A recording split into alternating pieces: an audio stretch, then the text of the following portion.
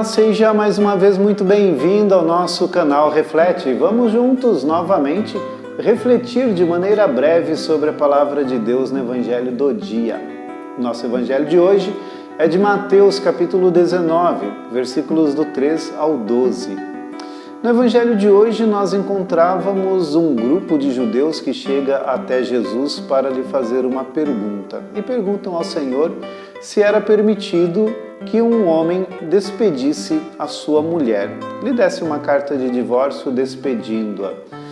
E naquela pergunta existia uma maldade no coração daquelas pessoas que faziam a pergunta, porque estavam, na verdade, com a intenção de colocar Jesus diante de uma encruzilhada, para que Jesus errasse na sua resposta, contradissesse as leis e os mandamentos nos quais acreditavam e dessa forma tivessem alguma maneira de condenar a Jesus pelas suas palavras. Mas Jesus, Deus, Rei da sabedoria, conhecedor de toda a Sagrada Escritura e sobretudo da grande lei do amor, responde a esses homens dizendo e respondendo conforme aquilo que se lê na Escritura. Não é possível.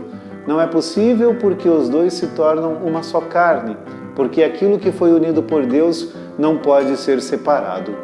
Diante dessa resposta de Jesus, aqueles judeus começam a questioná-lo, porque Moisés tinha deixado uma lei dentro da qual permitia que o homem despedisse a sua mulher.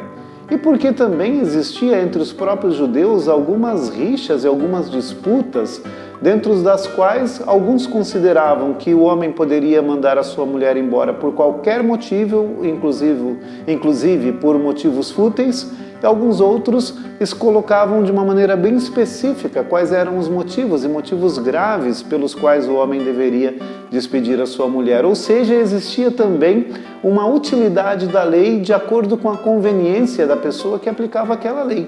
E Jesus começa a explicar que tudo aquilo estava acontecendo por conta da dureza do coração daquelas pessoas que não eram capazes de se converter e fazer aquilo que era verdadeiramente correto.